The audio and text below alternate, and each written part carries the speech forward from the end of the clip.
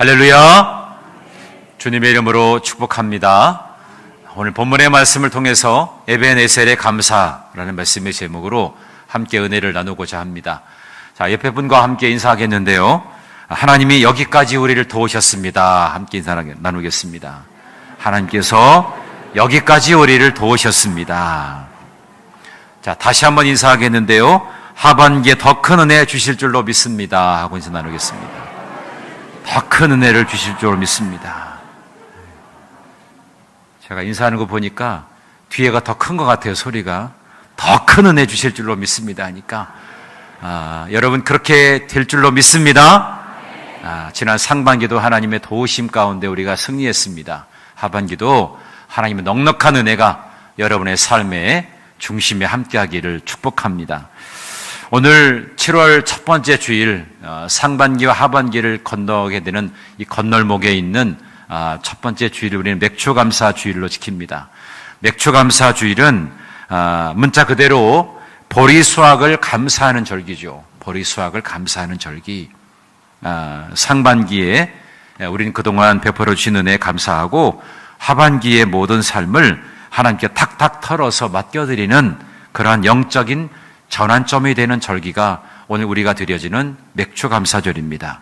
특별히 오늘은 말씀드린 것처럼 주님의 살과 피를 나누는 거룩한 성찬 예식도 함께합니다.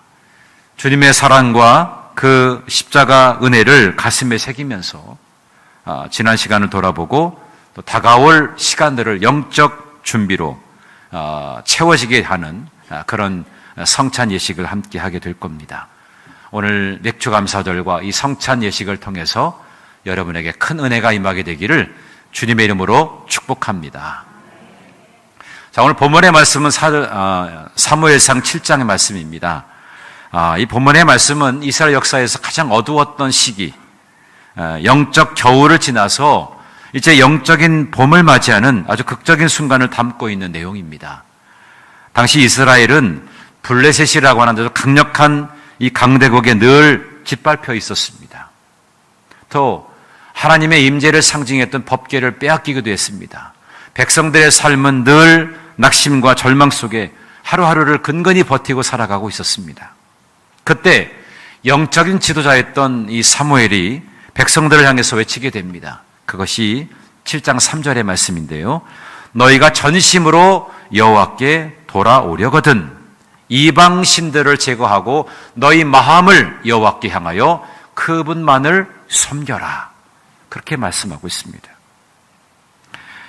그래서 이 말씀에 반응한 백성들이 미스바라고 하는 광장에 다 모였습니다. 미스바 카페에 모인 건 아니고 미스바 광장에 모였습니다. 광장에 모여서 그들은 물을 길어가지고 여호와 앞에 붓고 금식하면서 눈물로 회개하기 시작했습니다. 이들은 하나님의 징계로 블레셋에 의해서 지금 억압받고 있다는 것을 깨닫게 되면서 우리가 여호와께로 돌아가야 되겠다. 이 사무엘의 영적 대각성에 대해서 그들이 자극을 받고 함께 금식하면서 회개 운동이 일어나기 시작했습니다. 근데 마귀는 그 은혜 받는 꼴을 그냥 못 보게 되죠. 이스라엘 백성들이 미스바에 모여가지고 모기 한 자루 없이 기도하고 있다는 소식을 들으면서 야, 잘 됐다. 그러면서 이 블레셋 군대가 그 기회를 틈타가지고 이스라엘을 진멸하려고 대군을 이끌고 쳐들어오게 된 겁니다. 백성들은 두려워 떨게 되었습니다. 당장 피할 길도 없고 또 싸울 만한 무기도 없고 뭐 전력을 갖추어가지고 어떤 전략을 가지고 준비된 것도 없는 그런 상황이었습니다. 그때 사무엘이 무엇이라고 이야기합니까? 칼을 든 것이 아니라 젖 먹는 어린 양 하나를 가져다가 온전한 제사를 하나님께 드렸다고 그렇게 말씀하고 있고 부르짖어 간구하고 있습니다. 그랬더니 하나님께서 하늘에서 우레를 내려가지고 이 블레셋 그 진영의 모든 사람들을 어지럽게 만들었습니다. 그리고 이스라엘 앞에서 완전하게 패배를 하게 됩니다. 인간의 계산으로는 도저히 이해할 수 없는 그 싸움을 하나님께서 친히 싸워 이기게 하신 것입니다. 이 놀라운 승리를 거둔 후에 사무엘이 돌 하나를 취해가지고 미스바와 센 사이에 딱 세우고 이렇게 고백하지요. 여호와께서 여기까지 우리를 도우셨다. 그리고 그 돌의 이름을 에벤에셀이라고 부르게 되었습니다. 다시 말하면 도움의 돌이다. 하나님께서 우리를 도와주셔서 여기까지 우리를 도와주셨다. 그래서 우리가 승리할 수 있었다. 이런 고백을 담아가지고 그 꽃 이름을 에벤 에셀이라고 불렀습니다. 오늘 우리는 이 맥주감사 주일에 우리도 우리의 삶에 에벤 에셀의 기념비를 세울 수 있게 되기를 주님의 이름으로 축복합니다. 여기까지 도와주신 하나님, 하나님의 도우심으로 여기까지 왔습니다. 그 고백으로 기념비를 세웠다는 거죠. 여러분, 이스라엘 백성들에게 이 기념비는 무엇이겠습니까? 그 당시의 백성들뿐 아니라 다음 세대에도 그 기념비를 보면서 하나님께서 이렇게 도와주셨구나, 하나님의 인도하심과 도우심으로 승리할 수가 있는 거구나, 그것을 교훈 삼게 하는 겁니다. 그래서 미스바와 센 사이에 돌 하나를 취해가지고 그렇게 기념비를 세우게 된 것입니다. 여러분이 여러분의 삶의 기념비를 세우게 되면 여러분의 자녀들이 신앙생활하고 예수를 영접하고 주님을 내 마음의 주인으로 모셔드리게 되면 우리도 그러한 삶을 살고 되는구나, 그것을 알게 되는 교훈으로 삼게 되는 것 아니겠습니까? 우리는 지난 상반기 동안에 받은 은혜를 감사하고 하반기 도약을 위해서 붙잡아야 될 그 다짐을 오늘 우리는 이 말씀 속에서 함께 찾아볼 수가 있는 겁니다. 오늘 선포되어지는 말씀 속에서 지난 상반기의 감사 그리고 하반기의 도약을 위한 준비를 여러분 함께 나눌 수 있게 되기를 주님의 이름으로 축복합니다. 할렐루야. 제가 어제 진천의 덕산제일교회 가서 2단 세미나를 했거든요. 2단 세미나를 듣고 왔는데 거기에 제가 아주 교훈으로 삼은 것이 하나 있어요. 교회마다 2단들이 들어올 수가 있잖아요. 근데 2단이라고 딱 판명되는 사람들의 그 모습을 보면 금방 탈로가 난대요. 말씀을 전해도 아멘을 하지 않는다는 겁니다. 아멘을 하지 않는다는 거예요. 그리고 예배 시간에 자꾸만 엉뚱한 거를 적는다는 거예요. 그리고 예배에 집중하지 않고 두리번 자꾸 두리번 한다는 거예요. 여러분, 2단이 되지 않게 2단으로 오명을 받지 않도록 아멘하게 되기를 주님의 이름으로 축복합니다. 아멘. 네, 아멘 안 하는 분은 수상한 분들이에요. 네, 수상한 분들. 네, 오늘 맥주감사주의를 맞이하면서 여러분 아멘이 회복되기를 축복합니다. 아멘. 자, 첫 번째가 뭐냐? 지나온 모든 발걸음, 에베네셀의 은혜를 기억해야 된다는 것입니다. 여러분, 지나온 발걸음이 있잖아요. 그게 에베네셀의 은혜라고 하는 것, 그걸 기억하라는 얘기입니다. 오늘 본문 말씀에 사무엘이 뭐 어떻게 외치죠? 여호와께서 여기까지 우리를 도우셨다, 그렇게 고백합니다. 근데 이 고백이 터져 나온 타이밍을 잘 봐야 됩니다.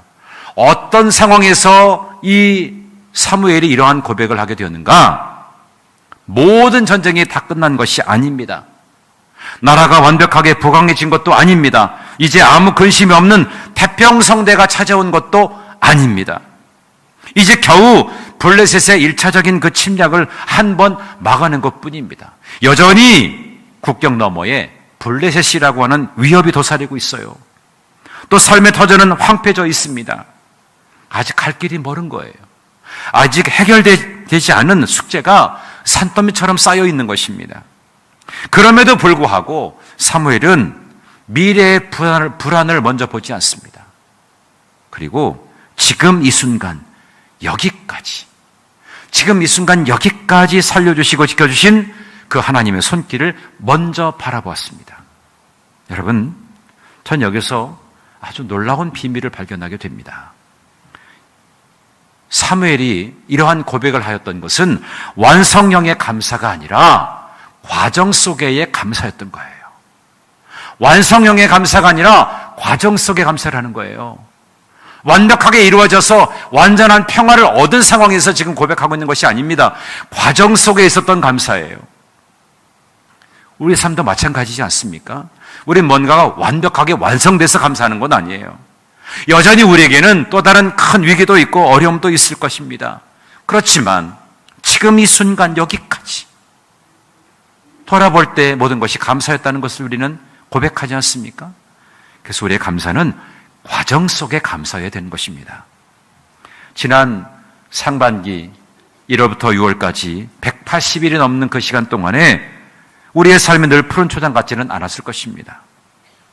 남들에게 말 못할 눈물의 골짜기도 있었을 것이고 경제적인 압박감으로 인해서 밤잠을 제대로 자지 못할 때도 있었을 것입니다. 그런데 건강에 청천벽력 같은 소식을 듣고 가슴을 쓸어내리신 분들도 있을 것입니다. 자녀의 문제나 일탈의 문제로 속을 태웠던 그런 시간들도 아마 있었을 것입니다.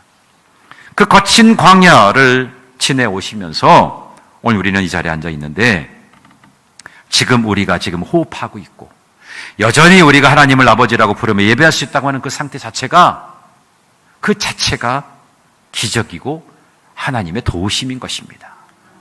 내가 호흡할 수 있다고 하는 것, 내가 이 예배의 자리에 참여하고 있다는 것, 이 자체가 정말 기적이고 하나님의 도움이 아니겠습니까? 나태주 시인의 풀꽃이라고 하는 그 시를 보면 이러한 내용이 있습니다. 자세히 보아야 예쁘다. 오래 보아야 사랑스럽다. 너도 그렇다.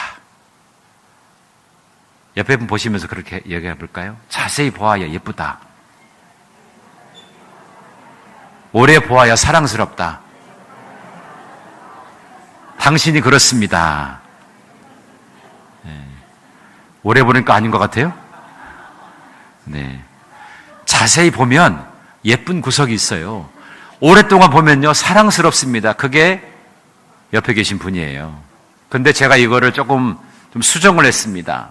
감사로 수정을 했어요. 어떻게 했냐면, 자세히 보아야 감사하다. 오래 보아야 은혜다. 우리의 삶이 그렇다. 전 여러분의 삶이 그렇게 되기를 축복합니다. 자세히 보면 모든 게 감사해요. 오랫동안 살펴보니까 그게 하나님의 은혜였던 것을 깨닫습니다. 우리의 삶이 그런 거예요. 전 여러분의 삶이 그렇게 되어지기를 주님의 이름으로 축복합니다. 그냥 뭉뚱그려서 내 삶을 보면 원망할 것이 천지잖아요. 부족한 것만 보입니다. 옆집이랑 비교해보면 왜 나는 이 모양인가? 그렇게 생각할 때도 또 있어요. 그런데 주님의 십자가 사랑의 그 렌즈를 끼고 내 삶을 들여다보면 달라진다는 거죠. 주님 십자가 그 사랑의 렌즈로 여러분 한번 보시기 바랍니다. 그 캄캄했던 그 터널 속에서 나를 넘어지지 않게 끝까지 붙잡고 계셨던 주님의 보이지 않는 손이 보이기 시작하는 겁니다. 내가 낙심해서 기도를 잃어버릴 때도 말할 수 없는 탄식으로 나를 위해서 친히 간구하셨던 성령님의 그 탄식 소리가 지금도 들리기 시작하는 겁니다. 여러분, 이스라엘 백성들이 광야 생활하면서 40년 동안 매일매일 아침에 내리는 만나를 경험했습니다. 여러분, 광야에서 만나가 내렸다는 사실이 여러분 놀라운 일 아니겠습니까? 광야는 아무것도 취할 수 있는 것이 아닙니다. 하늘에서 내려져야만, 하늘의 공급을 경험해야만 살 수 있는 곳이에요. 그것이 광야입니다. 그런데 그들은 만나를 보면서 어떻게 했어요? 불평했습니다. 왜? 매일 똑같이 공급을 받으니까 그게 기적인 줄 모르는 거예요. 그냥 당연하다고 생각한 겁니다. 여러분, 세상에 당연한 것은 아무것도 없습니다. 내가 나된 것, 당연하다? 당연한 것은 아니죠. 하나님의 은혜였고 하나님의 사랑을 입은 자였기 때문에 모든 것이 가능하게 되었던 것입니다. 올 상반기 동안에 내가 숨 쉴 수 있었던 것, 매일매일 일터로 나갈 수 있었던 것, 우리 가족들이 큰 사고 없이 지내온 것, 이 모든 것이 하나님의 그 신실하신 에베네셀의 은혜였던 것입니다. 여기까지, 이 순간까지 도와주셨던 하나님의 손길이 있었다는 거예요. 이것을 여러분 항상 기억하라는 것입니다. 에베네셀은 기억하는 겁니다. 하나님의 도우심이 있었다는 것, 내 힘으로 되어진 것이 아니라 전적으로 하나님께서 나를 위해 베풀어 주셨다는 것, 그것을 우리가 고백하는 거죠. 여러분, 성찬을 대할 때도 마찬가지입니다. 주님께서 나 같은 죄인을 살리시려고 자신의 몸을 내어주시고 피를 흘려주신 그 십자가의 그 은혜가 있었기 때문에 우리는 영원한 지옥 형벌에서 건짐받고 여기까지 올 수가 있었습니다. 오늘 이 시간 내 생각과 계산을 내려놓고 하나님, 지난 상반기 동안 정말 우여곡절이 많았지만 주님이 여기까지 나를 밀어주시고 끌어주셨음을 고백합니다. 그 고백이 여러분에게 있게 되기를 주님의 이름으로 축복합니다. 아멘. 두 번째로는 이 지나온 모든 발걸음 에베네셀을 경험한 은혜였다면 이제 새로운 하반기 도약을 위해서 온전한 예배와 믿음의 결단으로 우리가 시작해야 된다는 겁니다. 하반기를 어떻게 우리가 도약할 것인가? 온전한 예배, 믿음의 결단이 필요하다는 것입니다. 사무엘이 블레셋과의 전쟁에서 승리할 수 있었던 결정적인 비결이 뭐라 그랬어요? 군사력을 키운 것도 아닙니다. 무기를 어디서 원조받은 것도 아닙니다. 동맹국을 찾아간 것도 아니었습니다. 사무엘상 7장 9절의 말씀을 보니까 사무엘은 블레셋이 쳐들어오는 그 긴박한 상황에서 전 먹는 양, 어린 양 하나를 가져다가 온전한 번제를 여호와께 드렸다고 말씀하고 있습니다. 여기에 온전한 번제가 나옵니다. 온전한 번제. 온전한 예배를 드렸다는 것입니다. 짐승을 온전히 태워가지고 통째로 드리는 번제, 제사가 온전한 번제예요. 내 생명도, 내 나라의 운명도 다 하나님의 것이니까 전적으로 하나님께 맡겨드립니다. 그런 고백을 가지고 드려졌던 그런 제사였어요. 그러니까 하나님만을 절대적으로 신뢰하는 항복의 표현인 거죠. 적군이 칼을 갈고 또 코앞까지 닥쳐들어왔을 때에 예배의 자리에서 요동치 않고 온전한 제사를 드렸다는 것, 놀라운 기적의 출발점이었습니다. 여러분, 이 그림을 한번 상상해 보십시오. 적군들이 지금 막 몰려오고 있습니다. 우리는 그러면 피할 길을 찾거나 우리도 전열을 갖추어가지고 맞서가지고 싸울 준비를 해야 되지 않습니까? 그런데 이들은 다른 것 하지 않고 꼼짝달싹 하지 않고 그 자리에서 온전한 번제를 드렸다는 것입니다. 다시 말하면 전심으로 하나님께 예배하였다는 것입니다. 여러분, 우리가 하반기에 우리의 삶의 자리가 회복되고 영적으로 한 단계 도약하기를 원한다면 우리의 무너진 예배부터 보수해야 됩니다. 무너진 예배를 보수해야 됩니다. 내가 새로운 사람으로 바뀌어져야 되는 거예요. 어제 매폭교회 갔더니 리모델링을 했더라고요. 깨끗하게 리모델링해서 예배 공간이 참 아름답게 변했습니다. 옛날과는 완전히 다르게 변화되었어요. 거기서 목사님들이 그런 얘기를 하더라고요. 건물의 리모델링이 중요한 것이 아니라 이 자리에 차면 당신들의 신앙의 리모델링이 필요합니다. 건물이 새 건물이 되어진 것이 중요한 것이 아니라 내가 새로운 사람으로 변화되어지는 것이 중요합니다. 그런 얘기를 하는 거예요. 우리 신앙의 리모델링이 필요하다는 것이죠. 지금 내 신앙의 상태가 지금 어떻습니까? 건강한 신앙 생활입니까? 이것을 돌아보라는 얘기예요. 여러분, 7월과 8월은 휴가철도 끼어 있고 날씨도 무덥고 하니까 영적으로 나태해지기에 딱 좋은 그런 시기 아닙니까? 삶의 리듬이 깨지면 영적인 그런 리듬도 저 함께 깨어지기 쉬운 거예요. 그런데 진짜 믿음의 사람들은요, 삶의 위기가 찾아올 때 새로운 시작을 앞에 두고 있을 때에 예배의 자리를 생명처럼 사수하는 겁니다. 내가 바쁘고 분주한 것도 있고 또 다른 여러 가지의 피곤함으로 인해서 예배 자리에 빠지기 쉽지만 믿음의 사람들은 바쁘고 힘들수록 하나님, 내 힘으로 이 하반기를 살아낼 수 없습니다. 주님이 내 삶의 주인이 되어야 내가 가능합니다. 이런 고백으로 나아가는 거죠. 예배의 자리로 나와야 되는 것입니다. 여러분, 야곱을 한번 여러분 떠올려 보십시오. 그는 평생 자기 꾀하고 수단으로 살아보려고 발버둥 쳤던 사람이었습니다. 삼촌 라반의 집으로 피해가지고 여러 해 동안 있다가 이제 고향으로 돌아가는 길, 형 에서가 군대 40명을 이끌고 온다는 소식을 듣고 참 난처해지기 시작했습니다. 다시 삼촌 라반의 집으로 갈 수도 없고 또 앞으로 나아갈 수도 없는 정말 사면초가에 빠지게 된 겁니다. 인간적인 잔머리를 다 굴려봐도 소용이 없는 상황이었습니다. 결국 약복나루에 홀로 앉아 있었을 때에 그는 하나님의 천사와 밤이 새도록 씨름을 하게 됩니다. 허벅지 관절이 부러지는 그런 고통 속에서 하나님의 천사를 붙잡고 놓지 않습니다. 당신이 나에게 축복하지 아니하면 절대로 못 갑니다. 나에게 복을 주십시오. 나를 축복하십시오. 그렇지 않으면 당신은 갈 수 없습니다. 하나님의 사자와 씨름하게 됩니다. 그때 비로소 그의 야곱이라는 이름이 이스라엘 이름이라고 하는 이름으로 바뀌어지게 됩니다. 그의 문제를 해결받게 된 것입니다.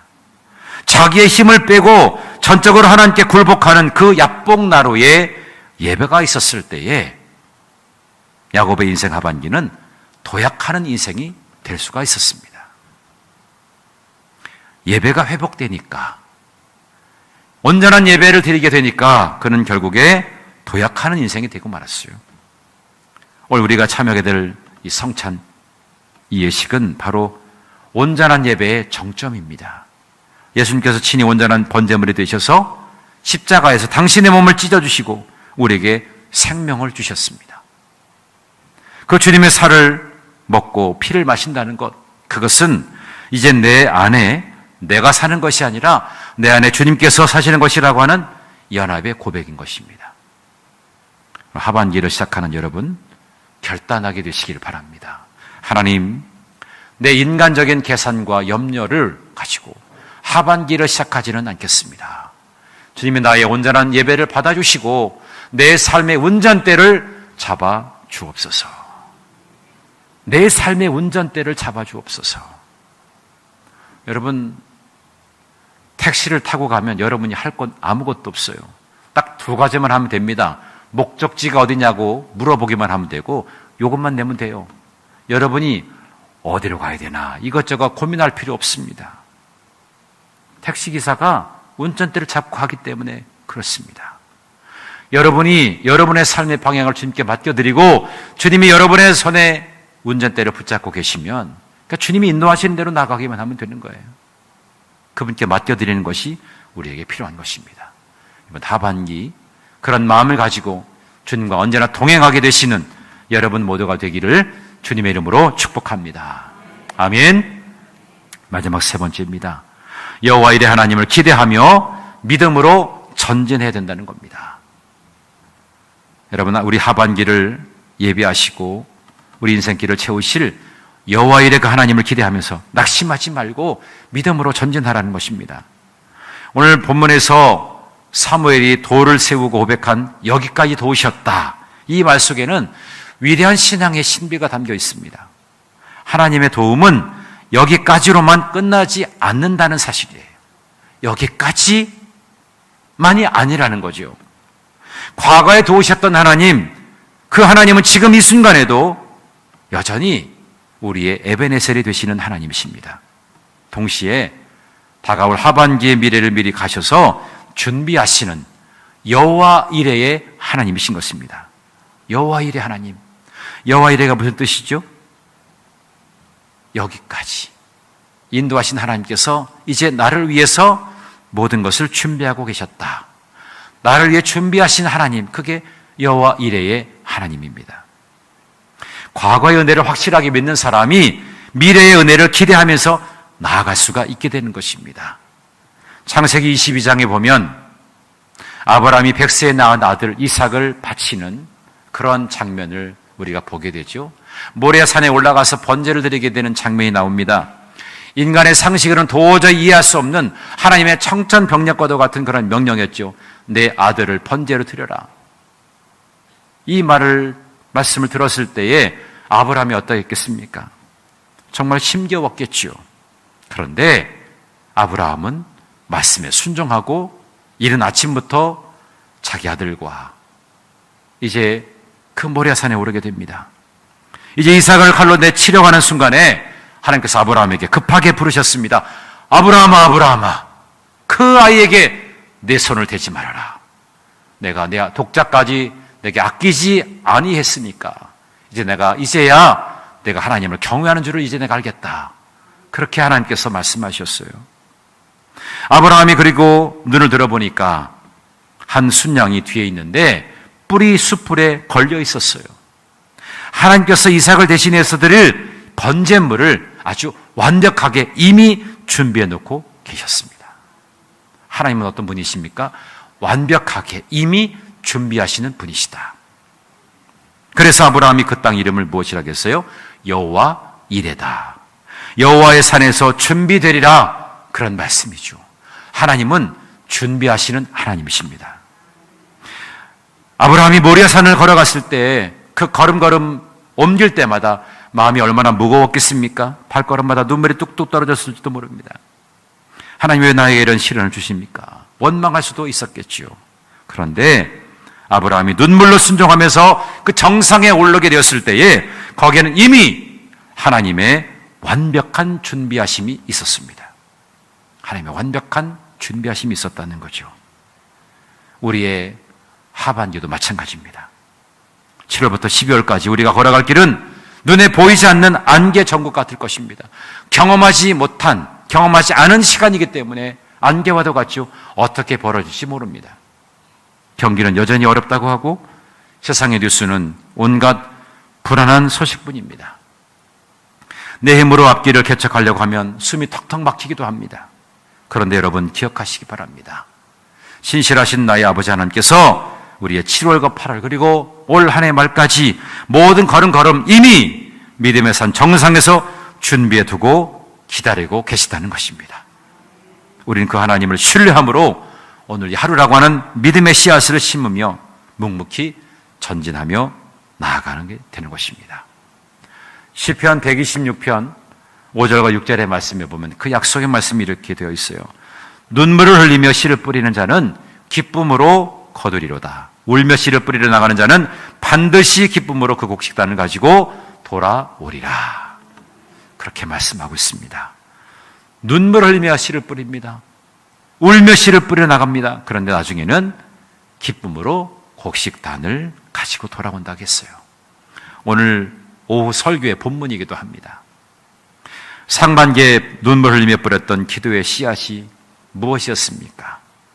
가족의 구원을 위해서, 일터의 회복을 위해서, 교회를 위해서 눈물로 뿌린 눈방울들이 있을 것입니다. 그러나 여러분, 하나님은 하반기에 그 눈물을 다 거두어 주시고 기쁨의 단으로 거두게 하실 줄로 믿습니다. 오늘 성찬의 떡과 잔을 여러분 받으시게 될 때 그 주님의 사랑을 확증하시기 바랍니다. 우리의 독생자 아들까지 아끼지 아니하시고 내어주신 아버지 하나님, 하반기 우리의 삶에 가장 좋은 것을 아끼지 않으시겠습니까? 아끼지 않으시죠. 우리 위해서 아낌없이 내어주시기를 원하시는 분이십니다.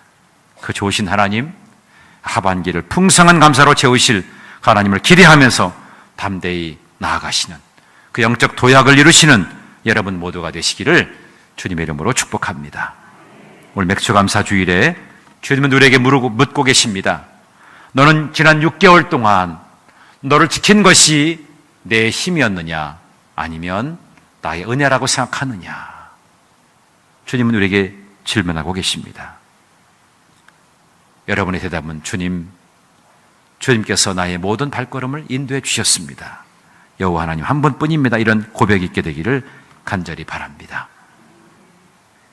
상반기는 가장 아름다운 감사의 고백으로 매듭하고 그 감사의 터전 위에서 이제 우리의 삶에 무너진 예배를 다시금 회복하고 나아가게 될 때 우리 하반기는 우리가 상상하지 못하였던 여호와 이레로 새로운 도약과 기적을 여러분이 경험하게 될 줄로 믿습니다.